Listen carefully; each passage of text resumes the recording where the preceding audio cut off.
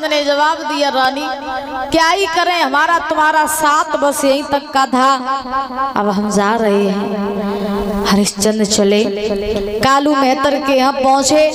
दादा हरिश्चंद्र कालू मेहतर के यहाँ पर जाकर के जल भरने का काम करने लगे और रानी तारा ब्राह्मणी के यहाँ पर आकर के भोजन बनाने का काम करने लगी। कालू मेहतर ने हरिश्चंद्र के भोजन के लिए दुकान नियुक्त कर दी और कहा कि हरिश्चंद्र जब तुम्हें भूख लगा करे तो तुम इसी दुकान पर आया करना, भोजन कर जाया करना। हरिश्चंद्र बोले ठीक। अब दादा हरिश्चंद्र जैसे ही भोजन करने के लिए बैठते हैं तो विश्वामित्र को फिर भी तसल्ली नहीं हुई। विश्वामित्र कई महाराज नाना प्रकार के जीवों का रूप बना करके और हरिश्चंद्र के सामने बैठ जाते तो हरिश्चंद्र को दया आती। हरिश्चंद्र सोचते हैं कि मैं आज नहीं कल भोजन कर लूंगा, लेकिन ये जीव पता नहीं कब का भूखा होगा, तो लाओ हम अपना भोजन जो जीव को कराए दे। तो हरिश्चंद्र अपना भोजन जो होता वो महाराज विश्वामित्र को करा देते।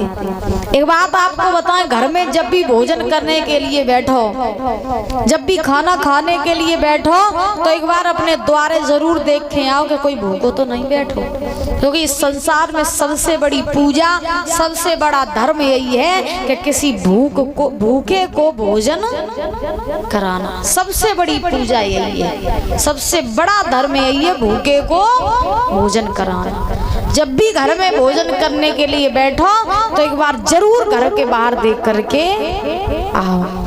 लेकिन बाहरे इंसान पत्थर की गाय माता को पूज करके मानता है कि हमने बहुत बड़ा पुण्य कमा लिया।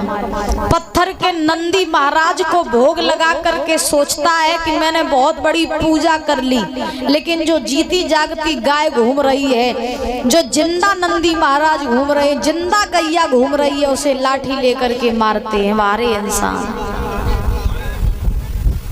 धन्य हो रे महाराज, पत्थर की पूजा करके आप ये समझते हैं कि हमने पूजा कर ली, हमें भगवान मिल जाएंगे, हमारे पाप कट जाएंगे और हमारी मनोकामना पूरी हो जाएगी हैं। और जीते जाते भगवान जो घूम रहे हैं उनका अनादर लोग करते हैं।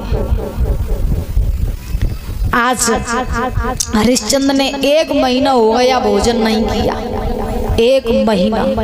अब सोचो कि जो आदमी 1 महीने तक भोजन न करे उसकी दशा क्या होगी। कमजोर स्थिति हो गई, जर्जर स्थिति हो गई, चला नहीं जाता है, शरीर बिल्कुल कमजोर हो गया। अब महाराज हरिश्चंद्र जल भरने के लिए जाते हैं। कवि कहते हैं बारिश समय, कर्म से कर्म के कर्म करावे, कर्म से राजा राज करे, कर्म से राजा राज करे और कर्म ही राजा को भीख बनावे।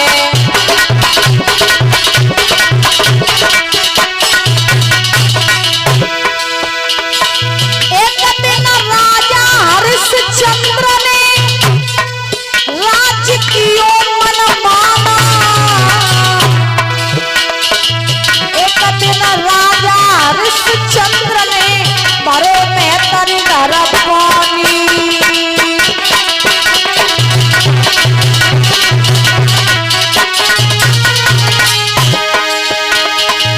बलिहारी बलिहारी समय तेरी बलिहारी,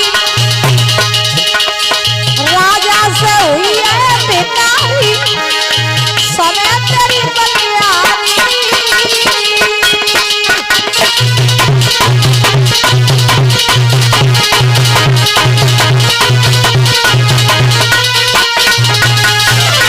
आज महाराज ध्यान रखना, राजा हरिश्चंद्र को 1 महीना हो गया।